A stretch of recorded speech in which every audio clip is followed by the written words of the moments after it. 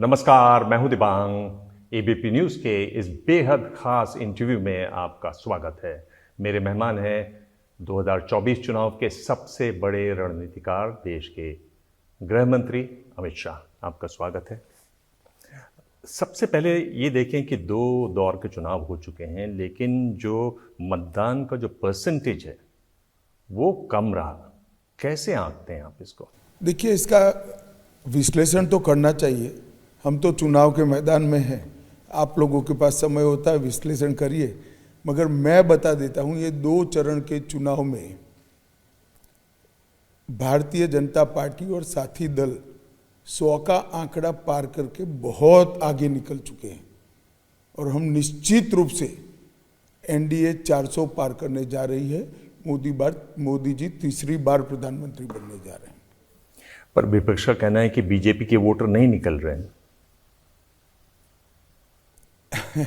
अब विपक्ष से क्या अपेक्षा करते हैं? विपक्ष ऐसा कहेगा कि हम हारने का चुनाव लड़ रहे हैं।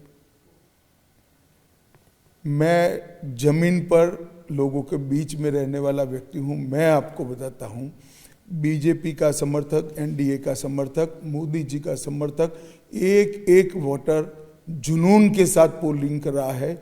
उदासीनता है तो इंडिया अलायंस के खेमे में है। और शायद, मैंने कोई ऐसा विश्लेषण नहीं किया है, परंतु शायद ये उदासीनता जो थोड़ी बहुत दिखाई पड़ती है, उसी का कारण वो ही होगा।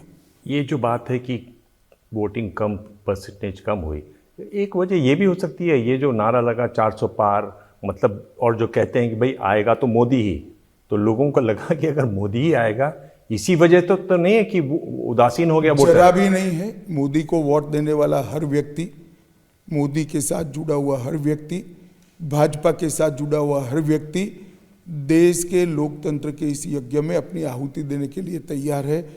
मेरी बात याद रखना दिबांग जी, भारतीय जनता पार्टी और एनडीए के समर्थक अपना पूरा वोटिंग कर रहे हैं।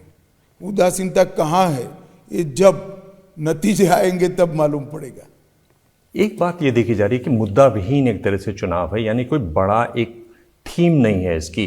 जैसे आप देखिए 2014 में था अच्छे दिन आने वाले हैं, 2019 की बात करें तो ये था कि घर में घुस के मारेंगे। इस बार कोई ऐसी बात नहीं निकल के आ रही है चुनाव में अब तक। नहीं, मीडिया की दृष्टि से नहीं हो सकता, देश की दृष्टि से बहुत बड़ी बात है, बहुत बड़े मुद्दे भी हैं। इस 10 साल के अंदर हमने देश के 80 करोड़ लोगों के जीवन में बहुत परिवर्तन लाया है।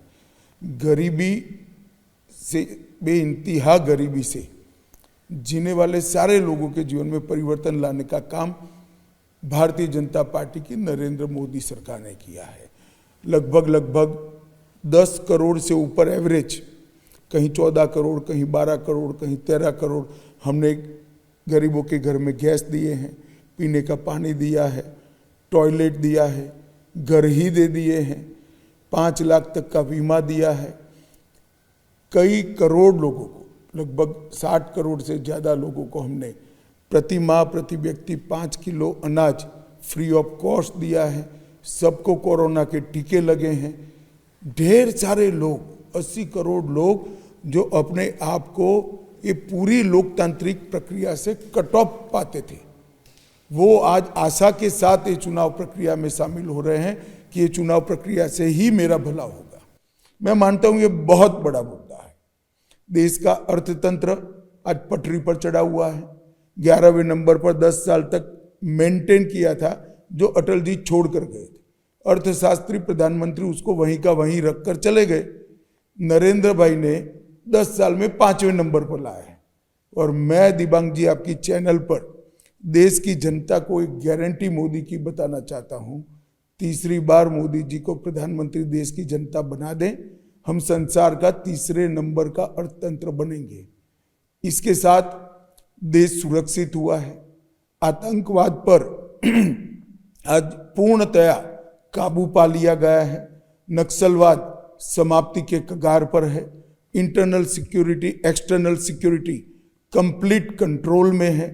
महिलाओं की सुरक्षा बहुत सुधरी है। ये सारे कोई मुद्दे ही नहीं है क्या? बहुत बड़े मुद्दे हैं भैया, और इसको ही देश की जनता एक्सटेंड करना चाहती है। और ये सारा जो चमत्कार है ये पूर्ण बहुमत की स्थिर सरकार के कारण हुआ है। 2 बार मोदी जी को पूर्ण बहुमत मिला, एक स्थिरता आई राजनीति में। 30 साल की मिली-जुली सरकारों से देश को मुक्ति मिली, एक निर्णायक नेतृत्व मिला जिसने पॉलिसियां भी बनाई, पॉलिसियां इंप्लीमेंट भी करी और परिणाम भी प्राप्त किया। इसके कारण आज पूरे देश में हौसला बढ़ा है। 130 करोड़ लोग ये संकल्प लेकर बैठे हैं कि 2047 में विकसित भारत हम निश्चित रूप से देखेंगे और हम दुनिया के सर्वोच्च स्थान पर पहुंच सकते हैं। ये बहुत बड़ी बात है। किसी भी नेता के लिए सबसे बड़ा अचीवमेंट क्या होता है? अपने देश की जनता का सामूहिक आत्मविश्वास जागृत करना। और नरेंद्र मोदी जी ने 130 करोड़ लोगों के सामूहिक आत्मविश्वास को जागृत करने में बहुत बड़ी सफलता प्राप्त की है। मैं मानता हूं जनता चुनाव के दिन का राह देखकर बैठी है। डिब्बे खुलने दीजिए, एक तरफा एनडीए के पक्ष में वोटिंग हो रही है। एक बात ये देखी जा रही है कि जो 400 पार की जो बात हुई, जो नारा लगा, उसमें आपके सांसद है फैजाबाद के लल्लू सिंह जी, कारवार से आपके सांसद है अनंत हेगड़े, उम्मीदवार हैं अरुण गोविल, उम्मीदवार हैं ज्योति मिर्धा। इन लोगों ने ये बात कही कि ये संविधान में परिवर्तन के लिए है। इसको लेकर विपक्ष ने बहुत उड़ान भरी, बड़े आप बातें कही। खुद प्रधानमंत्री हालांकि कह चुके हैं कि अगर अम्बेडकर भी आ जाएं तो वो उसमें परिवर्तन नहीं कर सकते। क्या ये जो मैसेजिंग है इसमें कुछ कंफ्यूजन हुआ इन कैंडिडेट्स के बयानों की वजह से? जरा भी कंफ्यूजन नहीं हुआ है। दिबांग जी, आप तो स्टडीड पत्रकार हो, आपका स्टडी होना चाहिए। आपने खुद ने भी स्टडी कर आना चाहिए। हमारे पास पूर्ण बहुमत और संविधान बदलने के लिए बहुमत 10 साल से है। हमने पूर्ण बहुमत का क्या गलत इस्तेमाल किया? हमने पूर्ण बहुमत का धारा 370 को समाप्त करने में उपयोग किया, ट्रिपल तलाक को समाप्त करने में उपयोग किया, सीएए को लाने में उपयोग किया और राम मंदिर के निर्माण में उपयोग किया। ये क्या अनाप शनाप राहुल जी बोले लगते हैं। कभी मिलना हो जाए तो बताओ कि कोई भी चीट पकड़ा दे। ऐसे नहीं पढ़ लेते भैया, स्वयं का दिमाग अप्लाई करना होता है। क्या बोले जा रहे हैं?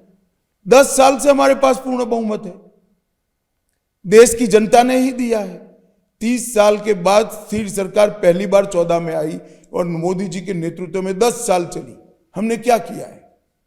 हमने गरीब, दलित, आदिवासी, पिछड़े, उनको मजबूत किया है। उनके अधिकारों की लड़ाई लड़ी है और अधिकारों की लड़ाई में परिणाम भी लाए। इतने सालों तक पिछड़ा वर्ग को संवैधानिक मान्यता नहीं थी, नरेंद्र मोदी जी ने दी। इतने सालों तक पिछड़ा वर्ग को सेंट्रल के इंस्टीट्यूशन में रिजर्वेशन नहीं था, नरेंद्र मोदी ने दिया। और एक कांग्रेस पार्टी क्या अनाप शनाप आरोप लगा रही है। मैं आपको बताता हूं, एसटी, एससी, ओबीसी के रिजर्वेशन के साथ, आरक्षण के साथ किसी ने छेड़खानी की है तो अपनी वोट बैंक की राजनीति के कारण कांग्रेस पार्टी ने की। कर्नाटक में मुसलमानों का आरक्षण कर दिया। कभी ऐसा होता है कि एक धर्म के सारे लोग पिछड़े हो गए? कोई सर्वे नहीं, कुछ नहीं। हैदराबाद में कर दिया। किसके परसेंटेज कटे? ओबीसी के कटे। एसटी, एससी और ओबीसी का आरक्षण डाइल्यूट करने का काम आजादी के बाद अगर किसी एक पार्टी ने किया है तो कांग्रेस पार्टी ने किया, मुस्लिम आरक्षण देने के लिए। और ये बहुत फर्म है। हम धर्म के आधार पर आरक्षण को नहीं मानते हैं। एक गैर संवैधानिक है और कांग्रेस ने एक गैर संवैधानिक कृत्य किया है। आपने जो ये कहा कि ये शरिया पर चलेंगे, कांग्रेस, मैंने नहीं कहा, कांग्रेस ने कहा है। कांग्रेस ने कहा। ये शरिया कैसे आया इसमें? देखिए, कांग्रेस के मैनिफेस्टो को आप ध्यान से पढ़िए। उन्होंने कहा कि हम पर्सनल लॉ को तवज्जो देंगे। पर्सनल लॉ कौन सा है देश में? एक ही है, मुस्लिम पर्सनल लॉ। वो तो डरते हैं, इसलिए कहते नहीं है कि हम यूसीसी नहीं लाएंगे। हम यूसीसी लेकर आए उत्तराखंड में, इसलिए कहते हैं कि हम पर्सनल लॉ रिस्टोर करेंगे। ये शरिया ही तो है, और क्या है? आपके पास कोई अलग अर्थ हो तो समझाइए मुझे जरा। मैं तो यही समझता हूं। या तो कांग्रेस पार्टी ने समझाना चाहिए। पर्सनल लॉ से क्या मतलब है? और किसी भी पंथ निरपेक्ष देश में कानून धर्म के आधार पर कैसे हो सकता है? हमारी संविधान सभा का यह मैंडेट है कि इस देश के विधानमंडल और संसदों ने यूनिफॉर्म सिविल कोड लाना चाहिए। आज कांग्रेस उससे मुकर रही है वोट बैंक की पॉलिटिक्स के कारण। उनको माइनॉरिटी के वोट चाहिए, इसलिए पर्सनल लॉ की हिमाकत करते हैं, वकीलात करते हैं। हमारे संकल्प पत्र में हमने स्पष्टता से कहा है, समय आ गया है कि पूरे देश में यूसीसी लगाया जाए। ये बताइए कि आप अगर इतनी सीटें मांग रहे हैं, 400 सीटें मांग रहे हैं जनता से, तो योजना क्या है आपकी? करना क्या चाहते हैं आप इतनी सीटों का?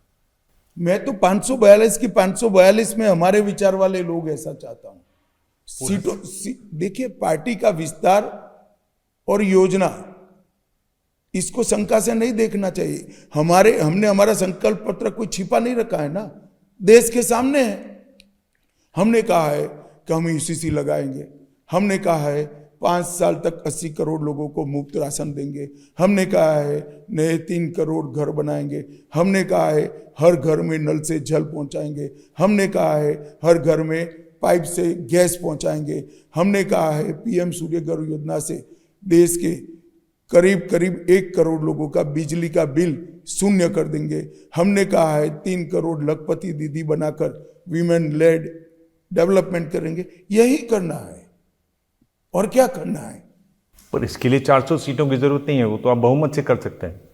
तो आपका ये मतलब है कि भारतीय जनता पार्टी अपनी सीटें कम कर दे क्योंकि दिव्यांग को तकलीफ है? अरे भाई, कोई भी पार्टी अपना विस्तार ही करना चाहती है। हमने अच्छा काम किया इसलिए अधिकार से वोट मांग रहे हैं। भारत की जनता के वोट पर नरेंद्र मोदी और भारतीय जनता पार्टी का अधिकार है। ये बताइए कि अगर घोषणा पत्र की बात करें तो कांग्रेस का जो घोषणा पत्र है उसमें कई लोकलुभावन चीज़ें हैं। उन्होंने नौकरियां देने की बात की, उन्होंने 400 रुपये दिहाड़ी मनरेगा के लिए करने की बात की। एमएसपी सवाल कांग्रेस वालों को आपके माध्यम से पूछता हूँ जी। इंदिरा जी ने 3 पीढ़ी पहले कहा था, कांग्रेस पीढ़ियों से चलती है इसलिए कहता हूँ, ये 4थी पीढ़ी है इनकी। 3 पीढ़ी पहले कहा था कि हम गरीबी हटाएंगे। क्या हुआ? मोदी जी जब प्रधानमंत्री बने 2014 में 60 करोड़ परिवार में एक भी बैंक अकाउंट नहीं था। 14 करोड़ लोगों के घर में टॉयलेट नहीं था। 10 करोड़ लोगों के घर में गैस नहीं था। देश के 7 करोड़ लोगों के पास घर नहीं था, घर में खाना नहीं था, स्वास्थ्य की सुविधाएं नहीं थी। पहले आपकी दादी जी ने कहा था आप हटा नहीं पाएंगे। आपके वादों पर कौन भरोसा करेगा भैया, बताओ? कोई भरोसा नहीं करता। पर जैसे 30 लाख नौकरियां हैं, दिहाड़ी बढ़ाने की बात है, इस तरह की चीज़ें बीजेपी के मैनिफेस्टो में नहीं दिखती हैं, लोक लुभावन चीज़ें। नहीं, हमने करा है। मोदी जी ने अभी 1 साल में 10 लाख नौकरियां दी 2023-24 में। हमने तो कर कर दिखाया है, और ये तो ड्यूटी है। एक और जो महत्वपूर्ण एक बहुत ये मुद्दा है कि जिस तरह से इंडिया अलायंस की पार्टी है सीपीएम, उसने कहा कि वो परमाणु हथियारों को नष्ट करेगी। देखिए, अब कम्युनिस्ट पार्टी का मैनिफेस्टो का कोई मतलब नहीं है, परंतु मुझे दुख इस बात का है कांग्रेस ने भी इस पर आपत्ति नहीं की है। देश की सुरक्षा के साथ इस तरह की लूज बातें कर खिलवाड़ नहीं करना चाहिए। हमारे अकेले से परमाणु शस्त्रों से मुक्त होने से क्या विश्व में शांति हो जाएगी? मैं पूछना चाहता हूं कम्युनिस्ट पार्टियों को, क्यों ये सलाह रसिया और चाइना को नहीं देते हो? क्यों पाकिस्तान को नहीं देते हैं? और क्या मकसद है? ये इरिलेवेंट हो चुके हैं दिबांग जी, पूरी दुनिया में इरिलेवेंट हो चुके हैं, भारत में भी इरिलेवेंट हो चुके हैं। मगर आप जैसे गिने चुने पत्रकार रह गए हैं जो कम्युनिस्ट पार्टी को ध्यान से पढ़ते हैं। मैं तो सबको पढ़ता हूँ। नहीं, पढ़ना कोई बुरी बात नहीं है, इसको मान लेना ठीक नहीं है। मैं ही कहता हूँ कि ये जो बीजेपी वाले कहते हैं कि इनके पास प्रधानमंत्री का कोई चेहरा नहीं है, फिर आप ये कहते हैं इनकी सरकार आएगी तो हर साल एक नया प्रधानमंत्री मैंने आएगा। कहता किसी इंडी अलायंस के नेता ने ही कल कहा है कि हमारे 5 साल में 3 प्रधानमंत्री बनेंगे। शायद योजना हर साल एक की होगी, परंतु अभी 3 तो बोल ही गए हो। मैं नहीं कहता। इसमें आपका जो प्रचार है उसमें बहुत ये देखा जा रहा है अमित जी कि एक तरीके से आप कांग्रेस का डर दिखा रहे हैं कि कांग्रेस आएगी तो ऐसे कर देगी, कांग्रेस आएगी तो ये बिगाड़ देगी, शरिया कर देगी। ऐसा क्यों नहीं है कि बीजेपी जो अपना काम किया उसकी बात करे? वो तो बोलते, वो हम बोलते ही है, परंतु ये हमारी एक भी बात कांग्रेस पर थोपी हुई नहीं है। कांग्रेस ने अपने मैनिफेस्टो में पर्सनल लॉ की बात करी है, तो इंटरप्रिटेशन तो होगा ही होगा। देश की जनता के सामने ये बात रखना हमारा दायित्व है भाई। संजय सिंह बेल पर बाहर आ गए हैं, मुखर हैं, कह रहे हैं कि आप लोग जो हैं वो ईडी का इस्तेमाल करते हैं उनको दबाने के लिए, विपक्ष पर हमला करने के लिए, विपक्ष के खिलाफ आप ईडी का इस्तेमाल करते हैं। इस आरोप को मैं आपको बताता हूं, कम से कम आप पार्टी ने बोलना नहीं चाहिए। आप पार्टी का पूरा चरित्र मैं आपको बताना चाहता हूं। आज इन्होंने कहा था हम कभी राजनीति में नहीं आएंगे, हम भ्रष्टाचार के खिलाफ लड़ने वाले लोग हैं, हम राजनीतिक दल नहीं बनाएंगे। अन्ना बेचारे रह गए साइड पर, इन्होंने दल बना दिया। फिर उन्होंने कहा था हम गाड़ी नहीं लेंगे, बंगला नहीं लेंगे, सिक्योरिटी। बंगला लिया तो लिया, सरकारी बंगले को तोड़ मरोड़ कर करोड़ों रुपए का खर्च कर शीश महल बना दिया। इन्होंने कहा था हमारी लड़ाई भ्रष्टाचार के खिलाफ है, अब खुद भ्रष्टाचार के मुकदमे में धर लिए गए। वो कहते हैं हम कट्टर ईमानदार हैं, मगर अरेस्ट होने के बाद भी इस्तीफा देने की मॉरल ताकत नहीं है। वो ऐसा मानते हैं कि मैं इस्तीफा दूंगा तो मेरी पार्टी बिखर जाएगी। आज तक भारत के इतिहास में कभी नहीं हुआ है कि किसी भी व्यक्ति किसी भी आरोप में अरेस्ट हुआ हो तो मॉरल ग्राउंड पर उसने पहले इस्तीफा नहीं दिया। और हमारा संविधान में भी इसकी व्यवस्था नहीं है, क्योंकि संविधान निर्माताओं ने ऐसी निर्लज्जता की कभी कल्पना ही नहीं की थी कि कोई व्यक्ति अरेस्ट हो जाए और इस्तीफा ना दे। तो ऐसा प्रोविजन भी नहीं करा कि इस्तीफा देना पड़ेगा। सब ऐसा मानते हैं तो बड़ी स्वाभाविक सी चीजें हो ही जाएगी। केजरीवाल की कल्पना, इस तरह की निर्लज्जता की कल्पना हमारे संविधान निर्माताओं ने नहीं करी थी। तो क्या सरकार को बर्खास्त करने की कोई बात आप सोच रहे हैं? कोई हम कुछ नहीं सोचते हैं, ऐसा हमने कहा भी नहीं। क्या कर सकते हैं आप ऐसा? कर सकते हैं या नहीं कर सकते, उस दिशा में कोई गया ही नहीं है। अब उनको जनता इस्तीफा कराएगी, हम नहीं कराएंगे तो कभी न कभी। केजरीवाल की जहां तक बात है, वो ये कहते हैं कि उनको सिर्फ एक बयान पर फंसाया गया, जेल में रखा गया। औरो फार्मा के शरद चंद्र रेड्डी हैं, उन्होंने नवंबर 22 में उनको गिरफ्तार किया गया। उन्होंने 5 करोड़ बीजेपी को दिए, उसके बाद इलेक्टोरल बॉन्ड, उसके बाद उन पर वो जेल से बाहर निकले, उनको अप्रूवर बनाया गया, उनको माफ़ी मिली। केजरीवाल जेल चले गए। इस सब में अप्रूवर बनाने से माफ़ी नहीं मिलती है, केस चलता है। ये गलत फहमी फैलाई जा रही है। और सवाल इनके खिलाफ क्या सबूत है, ये हाई कोर्ट में अप्रिशिएट हुआ है। हाई कोर्ट ने कहा है कि इनके खिलाफ सबूत है, उनकी केस को खारिज कर दिया गया है। अब मीडिया की जगह उन्होंने कोर्ट में जिरह करनी चाहिए। पर एक बात ये भी है कि जो पीएमएलए कानून है वो बहुत कड़ा कानून है, कड़ा ही होना चाहिए। सुप्रीम कोर्ट ने भी कहा कि भाई इसमें आप कर क्या रही हैं जांच एजेंसी, आप सप्लीमेंट्री चार्जशीट लगाते रहिए, लोगों को गिरफ्तार करते रहिए, केस की इन्वेस्टिगेशन चलाते रहिए। सुप्रीम कोर्ट के जो भी टिप्पणियां हैं इस पर जरूर सरकार और ईडी ने सोचना चाहिए, समय मर्यादा तय करनी चाहिए या, परंतु ईडी के कानून को डाइल्यूट नहीं करना चाहिए। आपको क्या लगता है कि ये कानून ऐसे ही रहना चाहिए? जी, धन शोधन के मामलों में कोई रियायत नहीं होनी चाहिए, भ्रष्टाचार के मामलों में कोई रियायत नहीं होनी चाहिए। आम आदमी पार्टी का तो ये आरोप है कि आप उन्हें तोड़ना चाहते हैं, उन्हें ख़त्म ही कर देना चाहते हैं, इसलिए आपने उनके एक के बाद एक नेता, कई कई मंत्री उनके आज जेल में हैं और कोई भी छूट नहीं रहा है। ऐसा है भाई, इमरजेंसी से ज्यादा बड़ा प्रयास इस देश में विपक्ष को खत्म करने का हुआ ही नहीं, फिर भी कोई खत्म नहीं हुआ। और हम तो भुक्तभोगी है इमरजेंसी के, हम ये सत्य को जानते हैं। ऐसा प्रयास करना ही बेईमानी है और कोई नहीं कर रहा है ऐसा प्रयास।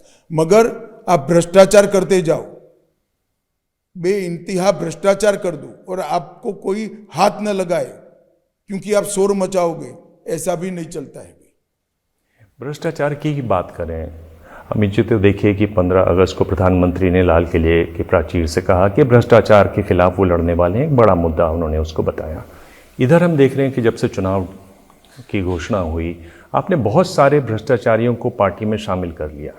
क्या आपको नहीं लगता इससे आपका जो स्टैंड है, एक जो आपको अलग दिखती थी पार्टी बाकियों से, अब आपके यहाँ भी बहुत सारे भ्रष्टाचारी आ गए हैं पार्टी में, तो आपका डाइल्यूट होता है स्टैंड? जरा भी स्टैंड डाइल्यूट नहीं होता है। मैं फिर से एक बार रिपीट करना चाहता हूँ, मैं कई बार कई साक्षात्कार में कह चुका हूँ, हमने एक भी केस विड्रॉ नहीं किया है। सारे केस अपनी जगह पे हैं, कोर्ट के सामने हैं और कोर्ट को उसको अप्रिशिएट करना है। सारे चार्जशीट्स भी हो चुके हैं। हमने हाल ही में पढ़ा कि किस तरीके से EOW जो इकोनॉमिक ऑफेंस विंग है, उसने अजीत पवार और उनकी पत्नी पर जो 25,000 करोड़ का मामला है, उसमें क्लोजर रिपोर्ट मेरा आपसे विनंती है, एक CBI का केस भी कोर्ट करते हो, फिर फैक्ट चेक करते हो आप लोग। ये इन्वेस्टिगेशन है। जब मामला दर्ज होता है तो 4-5 प्रकार की चीजों को मिलकर अलग अलग केस होते हैं। एक कॉन्क्रीट केस करप्शन का हो जाता है तो प्रोसीजरल लूपहोल्स हो या किसी की फेवर करने की, इस प्रकार के छोटे मोटे जो केस होते हैं अपने आप वाइंड अप होते हैं और एक केस कंसोलिडेट कर कर एक ही घटना के केस होते हैं। वो एजेंसी चलाती है। इसको इतनी सतही तौर पर नहीं देखना चाहिए, समाचार की डेप्थ में जाना चाहिए और स्टडी करना चाहिए। एक ही बताइए कि ये जो एक आरोप है विपक्ष का कि बीजेपी जो है वो एक तरीके से वॉशिंग मशीन है, कि भ्रष्ट व्यक्ति इस यहाँ आता है और वो साफ निकल जाता है, उसके केसेस नहीं परस्यू किए जाते, उस पर मुकदमे नहीं चलते। विपक्ष वालों को क्या हो गया मुझे, इसका मतलब आपका कपड़ा मैला तो है ना, वॉशिंग मशीन में डालना पड़ता है तो मैला तो है ना। कोई क्लीन नहीं होता, जनता सब जानती है भाई, मगर उन्होंने तो स्वीकार कर लिया हमारा कपड़ा मैला है। पर मैले कपड़े वालों को आप क्यों लेते हैं फिर? नहीं, कोई ऐसे, ये तो इन्होंने एक मुहावरा कह दिया, ऐसा कुछ नहीं है। किसी को कानून से बचाने का प्रयास भारतीय जनता पार्टी की एक भी सरकार ने नहीं किया है। मैं आज देश की जनता के सामने आपकी चैनल के माध्यम से स्पष्ट करना चाहता हूं और इस मुद्दे पर कभी भी मैं बहस के लिए तैयार हूं।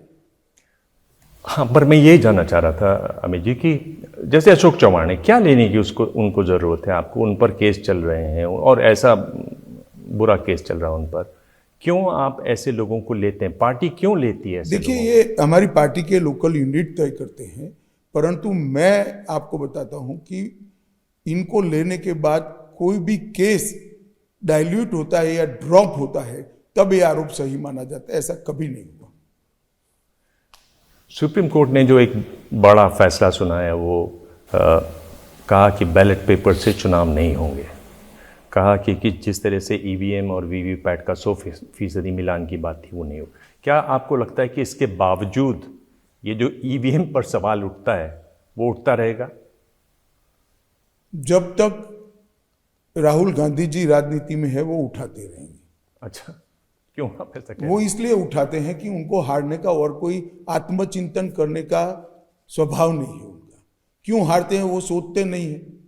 EVM पर ठोक देंगे, अपने साथियों पर ठोक देंगे, हारने का मूल कारण क्या है वो ढूंढेंगे तो उनको तकलीफ होगी, इसलिए वो ढूंढते नहीं। मैं आपको बताता हूं, अभी अभी तेलंगाना में उनकी सरकार इसी EVM से चुनकर आ गई। राहुल गांधी नए कपड़े पहनकर शपथ में पहुंच गए। तो EVM सही है या झूठ है भाई? चेन्नई में आपके साथी की कब सरकार चुनी, सोनिया जी भी पहुंच गई वहां पर शपथ में। तो EVM सही है या झूठ है? बंगाल में ममता दीदी जीती, EVM सही है या झूठ है? हिमाचल में आप जीते, ईवीएम सही है झूठ है। जब जीत जाते हो तब तो टप से शपथ ले लेते हो, हार जाते हो तो ईवीएम पर ठीकरा फोड़ते हो। या तो कहना चाहिए ईवीएम का चुनाव है, हम जीतेंगे तो भी शपथ नहीं लेंगे, हमारा सत्याग्रह है।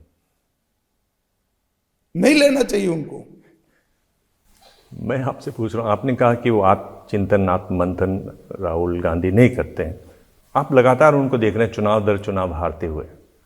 तीन बड़ी वजह आपको क्या लगता है क्यों राहुल गांधी बार बार चुनाव हारते हैं? भाई मैं क्यों चिंता करूं, हमारे लिए तो अच्छा ही है।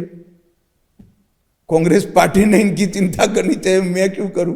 मेरी पार्टी में कोई गलती न हो इसकी चिंता मुझे जरूर करनी चाहिए। आत्मचिंतन भी हमारी टीम ने करना चाहिए। अब विपक्ष हार रहा है तो इसकी चिंता भला मैं क्यों करूं? लोकतंत्र की भलाई के लिए आप ये बताना चाहते हैं कि उनकी एक अच्छा विपक्ष होना चाहिए। ये मैं भी विपक्ष मानता हूं, पर ये इतनी बुरी तरह से बार बार क्यों पिटता है? नहीं क्योंकि वो अच्छा नहीं है। क्यों अच्छा नहीं है? वो उनको सोचना है। मेरा काम मेरी पार्टी को अच्छी रखना है, मेरी पार्टी को बढ़ाना है। ये बताइए कि सूरत में जिस तरह से इस चुनाव में बीजेपी का उम्मीदवार निर्विरोध जीता, विपक्ष कह रहा है लोकतंत्र की हत्या है, कैसे आप इसको देखते हैं? दिबांग जी मुझे एक बात बताइए, चुनाव नियमों से चलेगा या नियम के बगैर चलेगा? आप बताइए ना जरा। बिल्कुल नियमों से चलना चाहिए जी। ना। तो ये नियम हमारे समय में नहीं बने, इनकी दादी के पिताजी के समय बने हैं। और मैं इसको बुरा नहीं मानता कि हर पार्टी ने अपने वफादार व्यक्ति को ढूंढकर टिकट देना चाहिए जो विड्रॉ ना करे। अब यहां इनके पास ऐसे लोग ही नहीं है, विड्रॉ कर लेते, ठीकरा हम पर फोड़ते। और ये पहली बार निर्दलीय कोई निर्विरोध नहीं चुना गया है, 37वीं बार सूरत में निर्विरोध चुनाव हुआ है। यशवंतराव चौहान कांग्रेस के दिग्गज नेता चुने, फारूक अब्दुल्ला भी चुनकर आए हैं, डिम्पल यादव भी चुनकर आई है। तब तो कोई नहीं बोलता, आप लोग भी नहीं बोलते हो। कुछ पत्रकार तो ऐसे हैं, उस समय का और आज का 2 ट्वीट में रखूं तो उनके शायद बदन पर एक भी कपड़ा ना बचे। वो कहते थे जब उनका निर्विरोध हुआ था तब उनके ट्वीट है, ट्वीट मतलब ट्विटर नहीं था उस जमाने में, मगर कहते बहुत अच्छी प्रक्रिया शुरू हुई है, सर्वसहमति से हो रहा है। आज वो रोना धोना रो रहे हैं। मैंने तो मेरे जीवन में इतने एक ही चीज पर अलग स्टैंड एक ही व्यक्ति के देखे नहीं है भाई। आप कहने कुछ और वाले थे, फिर आपने बदल दिया सेंटेंस। नहीं, मैंने नहीं बदला। देखिए तकलीफ ये है कि कांग्रेस पार्टी को प्रत्याशी नहीं मिल रहे हैं, जोर जबरदस्ती सबको खड़ा कर रहे हैं। अब उसमें से 1-2 लोगों ने विड्रॉ कर दिया, हम क्या कर सकते हैं उसमें?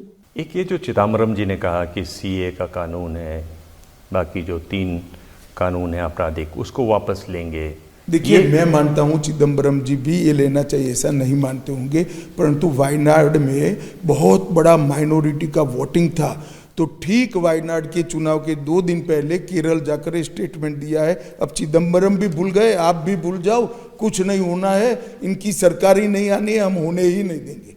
ना सीए वापिस होगा, ना ट्रिपल तलाक वापिस होगा, ना 370 फिर से आएगा। हम सरकार में निश्चित रूप से आने वाले हैं और भविष्य में भी कभी कभार नहीं आए तो भारतीय जनता पार्टी का एक भी सांसद है तब तक ये नहीं होने देंगे हम। किसी की हिम्मत नहीं है। ये सिर्फ राहुल गांधी को वायनाड में माइनॉरिटी के वोट दिलाने के लिए दिया गया स्टेटमेंट है। कांग्रेस की कोई विश्वसनीयता नहीं। मुझे कई मुसलमानों ने कहा कि ये राहुल गांधी को जिताने के लिए बोले हैं। ये जो आपका जो संकल्प पत्र है उसमें यूसीसी लाने का वादा है, तो क्या हम समझे कि जो अगली मोदी सरकार होगी उसके पहले 100 दिनों में ये काम हो जाएगा? देखिए दिबांग जी, यूसीसी एक बहुत बड़ा सोशल रिफॉर्म है जिससे भारतीय समाज के इतनी बड़ी विविधता वाले समाज पे इसकी बहुत बड़ी असर होने वाली है। अभी हमने उत्तराखंड में यूसीसी को बनाया है, कानून उत्तराखंड सरकार ने बनाया, भारतीय जनता पार्टी की सरकार ने बनाया। स्वाभाविक रूप से इसकी सोशल, पॉलिटिकल और लीगल स्क्रूटनी होगी और तीनों जगह राजनीतिक बहस भी जरूरी है, सामाजिक बहस भी जरूरी है और कानूनी बहस भी जरूरी है। ये तीनों बहस समाप्त होने के बाद जो सत्य निकलेगा, कानून में कुछ बदलाव करने की जरूरत पड़ेगी तो भी इस पर सोचा जा सकता है। या तो ये तय होगा कि कानून ठीक ही है, तो स्वाभाविक रूप से हम चाहते हैं कि देश भर में यूसीसी लागू हो, परंतु पहले कुछ राज्य सरकारों ने, अलग अलग सामाजिक संरचना वाली राज्य सरकारों ने अपने यहाँ करना चाहिए और उसके बाद पूरे देश में इसको करना चाहिए। परंतु हमने हमारे संकल्प पत्र में लक्ष्य रखा है कि पूरे देश में हम यूसीसी को लागू करने के लिए प्रयास करेंगे। और ये 1950 से हम कह रहे हैं, क्योंकि हमारे संविधान निर्माताओं ने हम पर ये जिम्मेदारी डाली है। ये देश पंथ निरपेक्ष है, पंथ निरपेक्ष देश में धर्म के आधार पर कानून नहीं चला। और जो यूसीसी का विरोध कर रहे हैं उनको भी मालूम नहीं है, उन्होंने मुस्लिम पर्सनल लॉ को भी आधा अधूरा किया है। क्रिमिनल लॉ में क्यों पर्सनल लॉ नहीं ले आए भाई? क्रिमिनल लॉ ने आपने करना पड़ेगा, तो चोरी करने वाले के हाथ काटने पड़ेंगे, बलात्कार करने वाले को पत्थर मार मार कर मार देना पड़ेगा। क्रिमिनल लॉ में नहीं लिया पर्सनल लॉ, सिर्फ सिविल लॉ में लिया, ये भी आधा अधूरा लिया है। अब समय आ गया है कि संविधान निर्माताओं के स्वप्न को पूरा किया जाए और यूसीसी लागू किया जाए। हमारी पार्टी इस पर कृत निश्चयी है। मैं इसलिए पूछ रहा हूँ क्योंकि आपके बारे में कहा जाता है कि जो आपके दिमाग में बात समझ आ जाती फिर आप उसमें देर नहीं लगाते। 370 कश्मीर का उदाहरण सबने देखा। यूसीसी क्या 100 दिन में आप लागू कर दें? मैंने कहा ना, यूसीसी देर न लगाने का विषय नहीं है, पूर्ण बहस कर लागू करने का विषय है, क्योंकि पूरे देश ने इस कानून के तहत जीना है। इस पर तीनों प्रकार की, कानूनी, राजनीतिक और सामाजिक, तीनों प्रकार की बहस होनी चाहिए, जो हो रही है। आपको लगता है इसमें 100 दिन से ज्यादा का समय लगेगा? जितना लगेगा मुझे मालूम नहीं, अभी तो कोर्ट में चैलेंज भी नहीं हुआ है। ये जो एक और बात अपने संकल्प पत्र में रखी है वो है 1 नेशन 1 इलेक्शन वाली बात। इस देश में जहां हर साल चुनाव होते हैं, क्या ये संभव हो पाएगा? इसकी राह क्या है? देखिए दिबांग जी, ये देश में यह 60 के दशक तक चला ही है। एक साथ ही चुनाव होते थे 60 के दशक तक। जब इंदिरा जी ने सामूहिक रूप से ऑपोजिशन की सरकारें तोड़ी, तब ये टाइम टेबल थोड़ा मिसमैच हो गया और वहीं से शुरू हुआ है। अब कानून बनाकर इसको एक साथ करने की जरूरत है।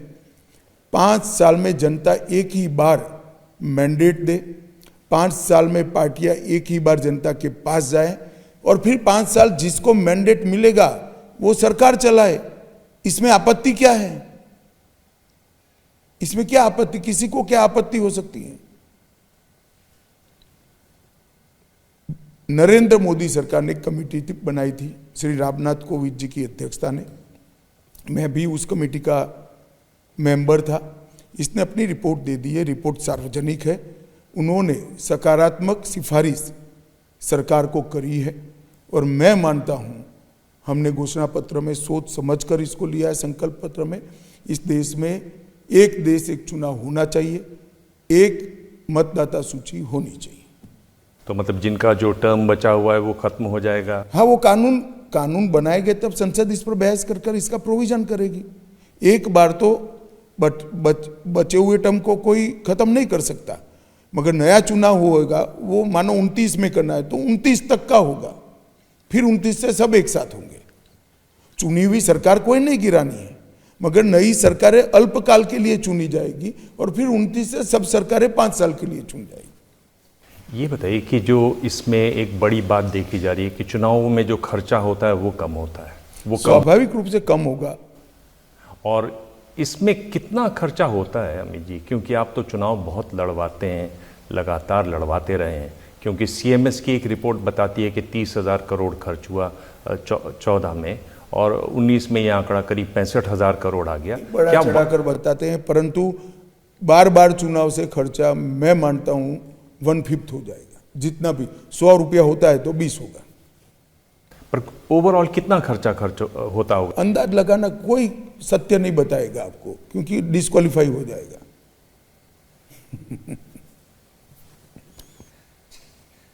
एक इलेक्टोरल बॉन्ड की जो बात है जिसको सुप्रीम कोर्ट ने खारिज बताया किया, गैर कानूनी बताया, आपको आश्चर्य हुआ सुप्रीम कोर्ट के फैसले पर? मैं ऐसी आशा नहीं करता था। उसमें ये एक जो बात निकल कर आई जब जिस तरह से चंदा गया उसको देखने के बाद, कि बहुत सारी जांच एजेंसियों ने जब जांच शुरू की तो कंपनियों ने पैसे दिए, बीजेपी को दिए, 14 कंपनियों ने 4,000 करोड़ रुपए दिए। ये जो आंकड़े आ रहे हैं इन पर आपको क्या कहना है? देखिए दिबांग जी, इलेक्टोरल बॉन्ड की व्यवस्था को ध्यान से समझना चाहिए। अब इलेक्टोरल बॉन्ड नहीं है, चलो चुनाव तो चल ही रहा है, खर्चा भी कम नहीं हुआ है, कैसे होता होगा मुझे बताइए तो, कैसे होता है? आप बताएंगे? अच्छा, 2 नंबर के नहीं, जो भी कर रहे हैं कैसे करते हैं? सब 2 नंबर का पैसा नहीं, और कोई रास्ता ही नहीं बचा। क्या रास्ता है? विकल्प दिए बगैर बॉन्ड का विकल्प बंद हो गया, कोई रास्ता ही नहीं है। कभी न कभी इस पर सुप्रीम कोर्ट ने भी पुनर्विचार करना पड़ेगा। आपको कहते हैं कि सुप्रीम कोर्ट को पुनर्विचार करना चाहिए? नहीं, मैं तो मेरा मंतव्य देता हूं, कभी न कभी इस पर करना पड़ेगा। एक जो बड़ा चुनाव हो रहा है और बहुत ही करीब से देखा जा रहा है चुनाव, वो है पश्चिम बंगाल का चुनाव। वहाँ आप मुस्कुरा रहे हैं, संदेशखाली की बात है, शिक्षक भर्ती घोटाले की बात है, ये कितने बड़े मुद्दे हैं आज पश्चिम बंगाल? दिबांग जी, मैं पश्चिम बंगाल के चुनाव को मैं भी करीब से देखता हूं और गंभीरता से इसमें अपना योगदान भी करता हूं। संदेश खाली और शिक्षक भर्ती घोटाले पर मैं बाद में आता हूं। सबसे बड़ा मुद्दा है घुसपैठ का। सरहदी राज्य में जिस तरह से घुसपैठ हो रही है, देश की सुरक्षा पर इसके गंभीर परिणाम आने वाले हैं। जनसांख्यिकी का बदलाव बॉर्डर स्टेट में इतनी तेजी से होता है और ममता बनर्जी की सरकार आंख मूंद कर उसको समर्थन कर रही है अपनी वोट बैंक बढ़ाने के लिए। ये पूरे देश के लिए गंभीर खतरा है, क्योंकि बंगाल से आने के बाद सिर्फ बंगाल में नहीं रहता है ना कोई, देश भर में जा सकता है। दूसरा, सीए का वो विरोध कर रही है। एक और तो आप घुसपैठ होने देते हो, उनको गलत तरीके से नागरिकता भी लेने देते हो, और जो शरणार्थी आए हैं, जो लीगली नागरिकता चाहते हैं, इसका विरोध कर रहे हो। मुझे समझ में नहीं आता है कि आसपास के पड़ोसी देशों से जो हिंदू, बुद्ध, सिख, जैन शरणार्थी आए हैं, इनको नागरिकता मिले, इसमें ममता बनर्जी को तकलीफ क्या है? एक ही तकलीफ है कि घुसपैठियों की उनकी वोट बैंक नाराज होती है। पूरा बंगाल इसको गंभीरता से देख रहा है। तीसरी बात, वहां बेपनाह, मतलब जिसका कोई लिमिट नहीं है, इस प्रकार का करप्शन हुआ है। किसी मंत्री के घर से 51 करोड़ रुपया मिलता है और आप इसको पार्टी से निकालते भी नहीं हो। नोट गिनने के मशीन गर्म हो जाते हैं, 6 एसबीआई ब्रांच के मशीन लाने पड़ते हैं। इतनी गरीबी वाले प्रदेश के अंदर आप मोदी जी की गरीब कल्याण की योजनाओं को जमीन पर नहीं उतारते हो। कट मनी, करप्शन, गुंडई, बम धमाके, चुनावी हिंसा, ये सारे मुद्दों से बंगाल की जनता त्रस्त है। ममता जी को दिखता नहीं है, उनको लगता है मैं जीत गई। मैं आज पूरे देश को बताने चाहता हूं कि 2015 में हमारी 2 सीटें थी, अब हम 77 पर पहुंचे हैं। हमारा एक एमपी था दार्जिलिंग से, आज हम 18 पर पहुंचे हैं। और संदेश खाली के अंदर तो जो हुआ है वो बिल्कुल हमारे लोकतंत्र के लिए शर्मनाक है। अपनी वोट बैंक को प्रोटेक्ट करने के लिए एक राज्य की महिला मुख्यमंत्री ने अपने नाक के नीचे धर्म के आधार पर सैकड़ों महिलाओं का शोषण होने दिया। उनकी पार्टी के लोगों ने किया है।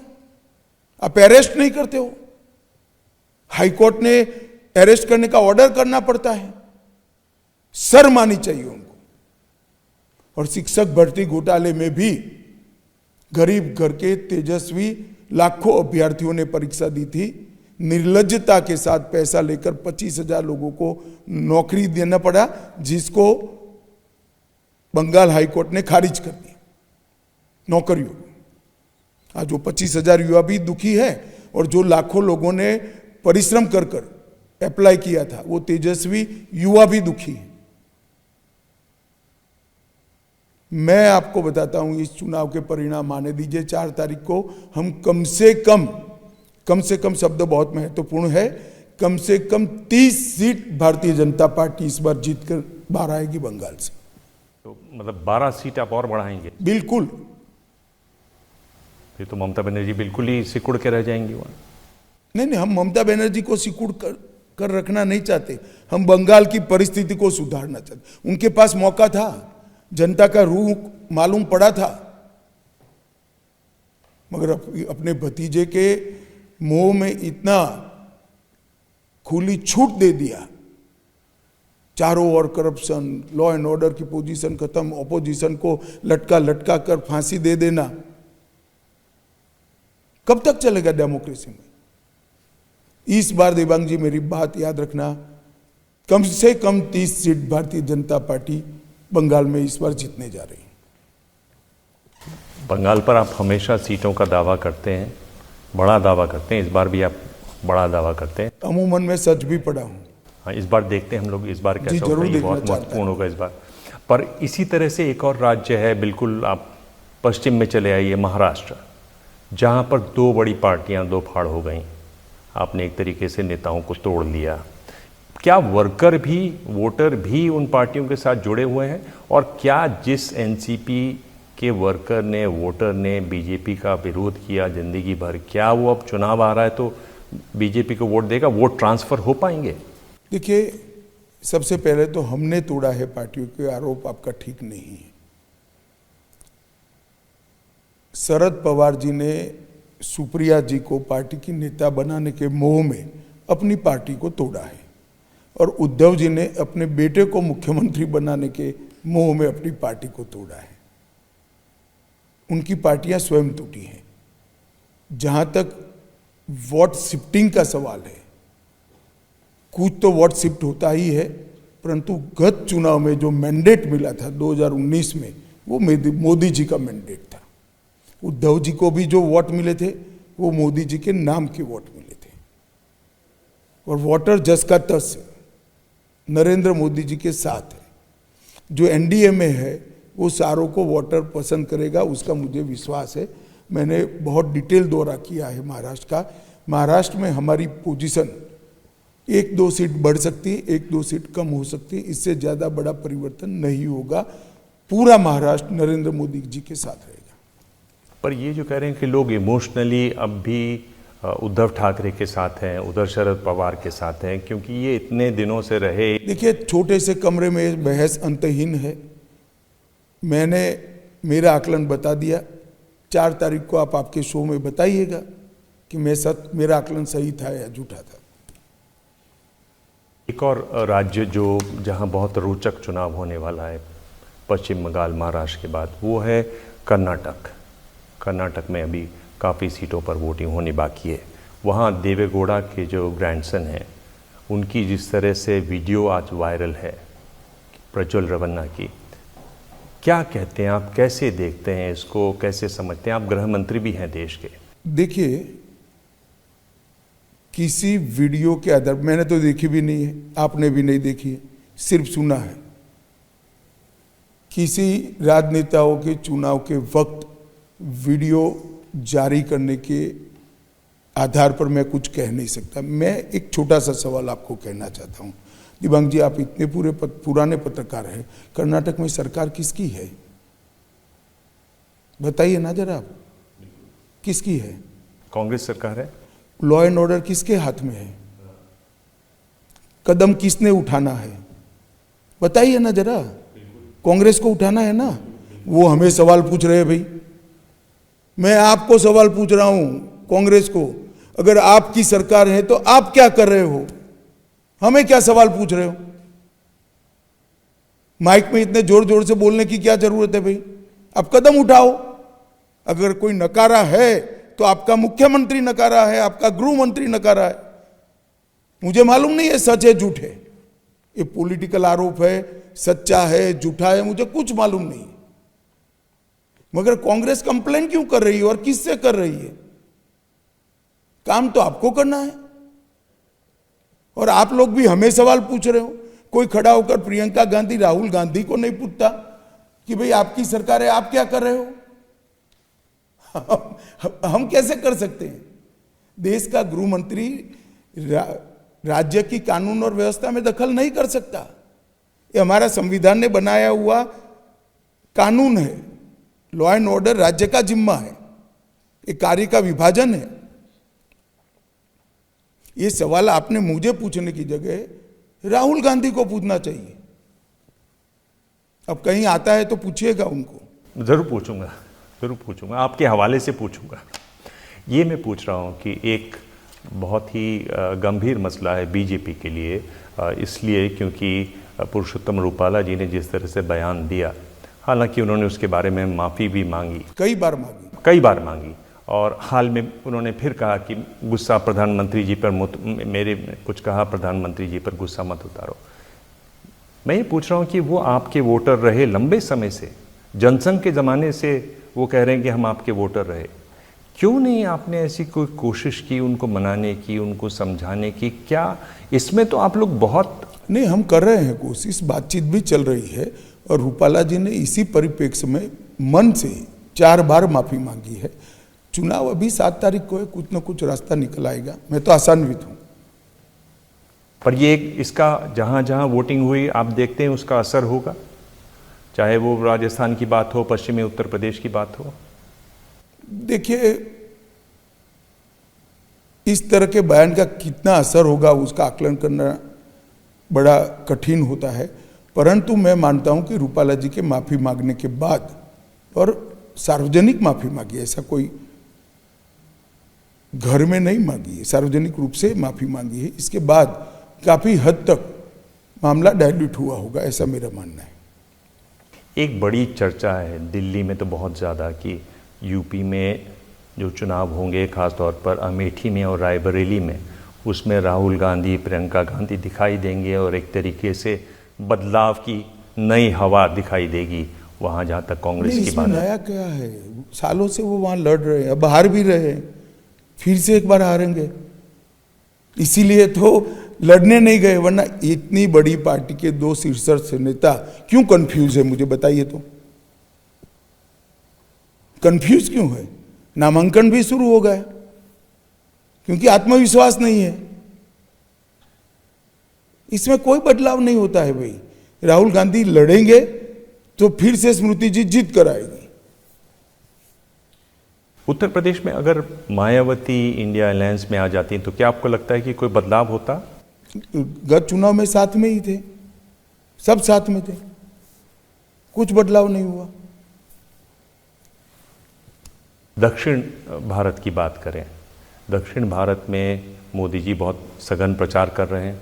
आपका जो वोट प्रतिशत है, हमारे जो भी ओपिनियन पोल्स हैं उसमें दिखा रहे हैं कि वोट प्रतिशत आपका बढ़ा है, लेकिन सीटों का आंकड़ा भी नहीं दिखाई दे रहा है। अटक कहाँ रही है ये बात?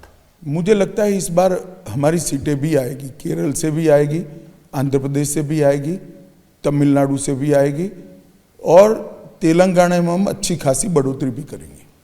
तेलंगाना में भी? जी। पर ये ऐसा तो नहीं है कि खास लेवल पर जब पार्टी का वोट प्रतिशत होता है तभी सीटें आनी शुरू होती हैं, उससे पहले वो सीटें नहीं आ पाती हैं? नहीं, वोट प्रतिशत के साथ साथ हमारा संगठन भी अब वहाँ बढ़ा है। तमिलनाडु, आंध्र प्रदेश, तेलंगाना और केरल, हमारा संगठन का भी विस्तार हुआ है। तो मोदी जी की जो लोकप्रियता है उसको मत में कन्वर्ट करने के लिए हमारा संगठन अब तैयार है। तो मुझे लगता है कि इस बार चारों राज्यों से हम अच्छी सफलता प्राप्त करेंगे। एक जो बात देखी गई खासतौर पर इस साल के शुरुआत में, यानी जनवरी फरवरी की बात अगर करें, तो जिस तरह का उछाल था, एक उभार था राम मंदिर को लेकर ये कहा जा रहा था कि राम मंदिर बन गया है, अब तो 400 के भी पार जाएगी पार्टी। उसमें आपको लगता है कि कमी आई है, वो बात उतनी पहुंच ही नहीं पाई, जो वो एक तरीके से उछाल था वहां रहा नहीं, अब धीरे से वो नीचे की तरफ सरकता जा रहा है ये मुद्दा चुनावों में? देखिए दिव्यांग जी, हमारे लिए कभी भी राम मंदिर चुनावी फायदे का मुद्दा नहीं था। राम मंदिर हमारे विश्वास का मुद्दा था और इसीलिए हमने आंदोलन किया था। परंतु जहां तक चुनावी फायदे का सवाल है, इस देश का हर परिवार ये मानकर चलता है कि वोट बैंक की लालच में तुष्टीकरण की पॉलिसी के तहत इन पार्टियों ने इतने साल तक राम मंदिर को रोक कर रखा था और भारतीय जनता पार्टी के प्रयासों से ये पूरा हुआ है। और दूसरा, वो सबसे ज्यादा एक्सपोज तब हुए जब इनको प्राण प्रतिष्ठा का निमंत्रण मिला और वहां प्राण प्रतिष्ठा के कार्यक्रम में भी नहीं गए। इतना डर उन पर अपनी माइनॉरिटी वोट बैंक का है, इसने काफी सारे बहुत बड़ी संख्या में मतदाताओं के दिल को दुखाया है। चलते हैं उस राज्य में जहां आपकी बहुत रुचि है, आपने बहुत काम किया है, जम्मू कश्मीर। बदलाव दिख रहा है क्या? ये वहाँ जिस तरह से हैवी डिप्लॉयमेंट है सुरक्षा बलों का, उसकी वजह से है या ये बदलाव वाकई में है? हैवी डिप्लॉयमेंट कब नहीं था दिव्यांग जी?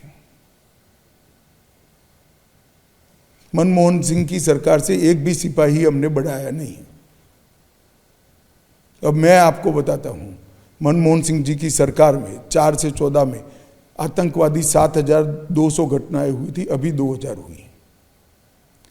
कुल मृत्यु 2829 हुए थे, अभी 915 हुए हैं। नागरिकों की मृत्यु 1800 हुए थे, अब 300 हुए हैं। और सिक्योरिटी फोर्सेस 1060 मरे थे, अब 574 मिले। पत्थरबाजी की घटना अंत में 2654 हुई थी, आज 0 हुई। 2,80,00,000 यात्रिक पहुंचे। मोहर्रम का जुलूस निकलना शुरू हो गए, वहां रात के थिएटर चालू हो गए, एक साथ 30 थिएटर बनने लगे हैं। इन्वेस्टमेंट आया है, धारा 370 समाप्त हो गई है, एक ध्वज है वहां पर, और लाल चौक पर भी ढंग से जन्माष्टमी मनाई जा रही है और मोहर्रम का जुलूस भी निकल रहा है। ये परिस्थिति का बदलाव जो है जनमानस के बदलाव के कारण हुआ है। डेवलपमेंट के ढेर सारे काम हुए, हर गरीब को अपना अधिकार मिला है, पंचायत के चुनाव हुए हैं, लोकतांत्रिक भागीदारी बढ़ी है। इस सब का परिणाम है वहां वातावरण सुधरा है और मैं आशा करता हूं कि धीरे धीरे नॉर्मल स्टेट हो जाएगा। जो चुनाव हो रहे हैं दुनिया भर में, इस साल करीब 70 देशों में चुनाव हो रहे हैं। एक बड़ी चिंता वो है वो टेक्नोलॉजी का असर, डीप फेक की बात हो रही है। हमने यहाँ देखा कि आपका भी एक वीडियो वायरल हो रहा है जिसमें आप आरक्षण के खिलाफ बोलते दिखाई दे रहे हैं। इसको लेकर चिंता है आपको? इसको लेकर असर पड़ेगा चुनावों में? नहीं, मैं शुरुआत में तो असर दिखाई पड़ेगा, बाद में धीरे धीरे जनता हर व्यक्ति की विश्वसनीयता को जानती है और एक जगह तो कोई बोलता नहीं है इस इश्यू पर। 25 जगह पे मेरे देश में भाषण हुए, मोदी जी के हुए, हमारे राष्ट्रीय अध्यक्ष जी के हुए, राजनाथ सिंह जी के हुए, कई सारे प्रचारकों के हुए। तो पार्टी की पॉलिसी इस तरह से तोड़ मरोड़ कर रखने से कोई गेन कर लेगा, एक कांग्रेस और राहुल गांधी के अलावा कोई नहीं सोच सकता। अब एक क्रिमिनल ऑफेंस रजिस्टर हुआ है तो इन्वेस्टिगेशन फेस करें। अब कहेंगे कि हम पर एजेंसियां छोड़ दी हैं। अब फेक वीडियो बनाओगे और केस होगा, फिर कहोगे कि एजेंसियां छोड़ दी हैं। अब इनके मुख्यमंत्री को कोई समन किया है, मैंने आज यहां आसाम में किसी पत्रकार ने मुझे बताया, तो कल फिर रोना धोना प्रियंका जी का चालू होगा। चलिए, तो जनता सब जानती है। अमित जी, आप आंकड़ा देखते हैं, आप बहुत करीब से चुनाव देखते हैं, आपको सबसे बड़ा राजनीतिक रणनीतिकार चुनाव का माना जाता, कितना आंकड़ा आप देख रहे हैं? अगर मैं आपको 20 की रेंज में बीजेपी का पूछूं तो कितना आप देख रहे हैं? देखिए 20 की रेंज क्यों, 542 सीटें हैं। मैं आंकड़ा ही बता देता हूँ, हम 400 पार एनडीए निश्चित करेगा। मेरी बात आप लिख कर रखिएगा और 4 तारीख को देश की जनता को बताइएगा। 400 पार के बाद कितना? कुछ भी हो सकता है, 400 का पार कर लेंगे हम। और जब सरकार बनेगी तो आपको क्या लगता है कि आप गृह मंत्री रहेंगे? वो मैं नहीं तय कर सकता, मेरी पार्टी तय करती है और मंत्रालय प्रधानमंत्री तय करते हैं। 3 बड़े काम क्या तय किए हैं पार्टी ने? आप कह रहे हैं कि बहुत पार्टी इस पे भी देख रही है कि देखिए, हमारा संकल्प पत्र देश की जनता के सामने रखा है, मोदी जी ने स्वयं रखा है। इसमें 3 नहीं, बहुत सारे बड़े काम हैं और वो सब काम हम निश्चित रूप से, मैं भरोसे से कह सकता हूँ, जो मेरी पार्टी का ट्रैक रिकॉर्ड है, हमारे जितने भी वादे हैं इसको हम पूरा करते हैं।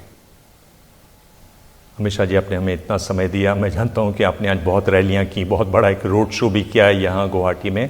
बहुत बहुत धन्यवाद। नमस्कार।